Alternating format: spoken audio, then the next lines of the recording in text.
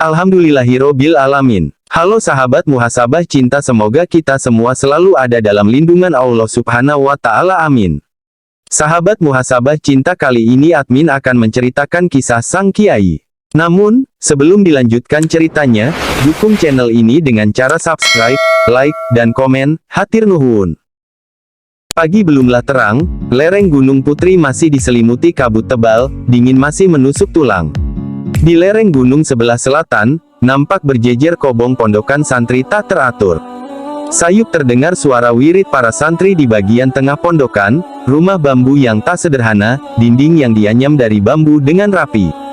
Juga alas hamparan dari bambu yang dipukul hingga pecah, kemudian dihamparkan dengan rapi, sehingga kalau diinjak kaki akan terdengar bunyi derit bambu yang khas. Nampak para santri yang jumlahnya 15 orang duduk melingkar khusyuk dalam wiridnya. Sang kiai yang juga ada dalam lingkaran juga duduk bersila, orang tak akan menyangka mana kiai mana murid. Sebab semua sama, hanya ketika sang kiai mengangkat tangannya dan wirid semuanya berhenti. Kemudian sang kiai menyuruh wirid yang lain, santri pun melanjutkan. Orang tak akan menyangka yang disebut kiai ini seorang remaja, kira-kira umurnya 12 tahun, kulitnya putih bersih, dengan wajah biasa, namun memancarkan wibawa yang tiada taranya. Presiden sekalipun akan dibuat tunduk bila berdiri di hadapannya. Di sebelah rumah sang kiai ada rumah bambu lagi yang lumayan besar, dindingnya dari kerai, yaitu bambu yang disisik halus kecil-kecil kemudian disusun rapi dengan tambang, sehingga bisa dibuka tutup dengan digulung. Dalamnya juga beralaskan bambu seperti di rumah kiai. Nampak banyak orang lelaki tiduran dengan nyenyak. Mereka ada sekitar 20 orang, kesemuanya lelaki. Karena tempat para tamu perempuan ada tempatnya sendiri. Para tamu ini bukanlah orang yang biasa-biasa. Seperti Pak Udin, yang seorang tentara yang punya kedudukan di Angkatan Udara. Pak Yusuf yang seorang jaksa dari Jakarta, juga ada para pemilik perusahaan raksasa di Indonesia. Ada lagi yang aku tidak tahu, kata temanku, 2 orang menteri, seorang duta besar, juga ada artis, tukang cukur rambut, tukang es keliling dan lain-lain, semua tidur sama kedudukannya. Siapakah sebenarnya sang kiai? Aku pun tak tahu pasti. Yang ku tahu lelaki muda usia itu, sering dipanggil Kiai Lentik, dari ayahnya nasabnya sampai Sunan Gunung Jati, dari ibunya sampai ke Raja Pajajaran, Prabu Siliwangi. Kiai yang tuturnya lembut berkasih sayang kepada siapa saja. Pagi itu seperti biasa, Mbok Titing, janda tua penjual sarapan pagi nasi uduk lewat di depan rumah Kiai. Umur tua dan tubuh yang mulai bongkok ditambah rinjing di punggungnya yang penuh dengan nasi uduk bungkus diikat dengan selendang, tangan kanannya menjinjing tas kerawangan berisi lauk pauk.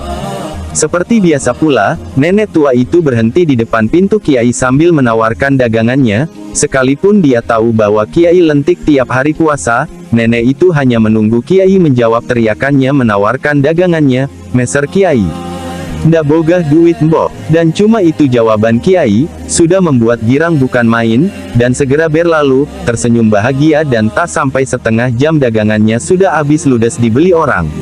Nenek itu sangat murung, apabila dia menawarkan dagangannya di depan pintu Kiai, tapi Kiai ternyata pergi, itu baginya berarti perjuangan seharian menawarkan dagangan, dan itu pun belum tentu habis. Itulah tiap pagi yang terjadi di Pondok Pacung, lereng Gunung Putri. Masih banyak kejadian yang kadang tak masuk di akal di balik kesederhanaan sang kiai.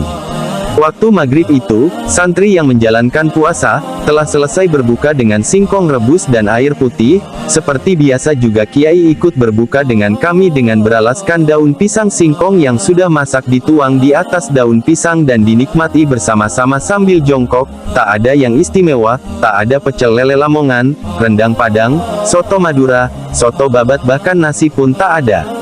Tapi tak pernah kami peduli, itu hanya makan, lebih baik makan apa adanya tapi untuk beribadah, daripada makan yang enak-enak ujung-ujungnya untuk berbuat maksiat. Setelah makan kami mengelilingi toples yang berisi tembakau, itu barang berharga kami, tembakau oleh-oleh dari Lukman yang pulang dari ngejalani ngedan, kami semua mengalami, yaitu pergi tanpa bekal, menyerahkan diri di kehendak Allah, pakaian compang camping, sambil terus di hati mengingat Allah, berjalan kemanapun kaki melangkah, tanpa tujuan kecuali Allah, kalau lapar tak boleh meminta pada siapapun kecuali Allah, kadang mencari makan dari mengorek sampah, tidur kadang di hutan, sawah juga kuburan. Nah, pada waktu itu setiap ada yang ngejalani, santri pada memesan utis yaitu puntung rokok, di jalan, dikumpulkan sampai satu kresek nanti dibawa pulang, sampai di pondok dibuka satu-satu dipisahkan tembakau dan kertas rokoknya. Aku mengambil kertas koran lalu membuat lintingan, dari korek kapuk kunyalakan kuhisap dalam dan asap pun bergumpal-gumpal keluar dari hidung dan mulutku, kadang kutiupkan asap sambil asap mengepul dari tembakau dan bau kertas koran yang terbakar, aku menengadah, sambil meresapi asap keluar dari mulutku, seakan suatu kenikmatan tiada taraf, santri yang lain juga sepertiku. Saat aku menengadahkan wajah entah untuk yang keberapa kali, kulihat melayang bayangan hitam di antara pohon kelapa yang banyak bertebaran, aku kaget sekali, jelas bayangan itu manusia yang melayang tak terlalu cepat, karena saat petang maka bayangan itu kelihatan hitam. Bayangan itu melintasi pohon jengkol di dekat dapur sebelah kanan rumah Kiai, lalu melayang dengan indah turun di depan rumah Kiai. Kami segera memburu ke arah orang itu, yang sejak tadi kami ribut menebak-nebak apa sebenarnya. Deg-degan kami menghampiri, ternyata bayangan yang terbang itu seorang wanita tua, rambutnya semua memutih, dia terbang menggunakan sajadah, jelas bahwa ilmu meringankan tubuhnya teramat tinggi, yang mungkin kalau sekarang kami tidak melihat dengan mata kepala kami sendiri, tentu kami akan menyangka ilmu seperti itu hanya ada di cerita silat, atau film di televisi, arahan imajinasi. Kami semua melongo melihat perempuan itu melipat sajadah yang tadi digunakan untuk terbang, aku teringat kisah Aladin, tapi ini nyata, perempuan tua tinggi kurus, berpakaian putih kusam ringkas membentak. Di mana Kiai Lentik? Aku ingin mengadu ilmu. Nyai siapa? Kataku menguasai keterkejutan. Ah mana Kiai Lentik? Hai Kiai keluar, katanya, karena menantang-nantang dan sama sekali tak memperdulikan kata-kataku, aku pun segera bergegas menghadap Kiai, yang aku yakini tengah berada di musola menunggu sholat berjamaah. Aku khawatir perempuan tua itu ilmunya teramat tinggi, bagaimana nanti Kiai menghadapinya, setahuku Kiai tak punya ilmu kanuragan, juga tak pernah mengajarkan kanuragan, tapi memang kalau dipikir-pikir aneh juga, kami para santri, tak pernah dilatih kanuragan, ilmu silat apapun kami tak tahu, karena memang di pesantren Pacung ini kami hanya diajar bagaimana mendekatkan diri pada Allah, bukan lewat teori tapi praktek, bagaimana bertawakal, syukur, khauf, rojak, dan bagaimana membersihkan hati dari segala sifat yang menjadi penyakit hati.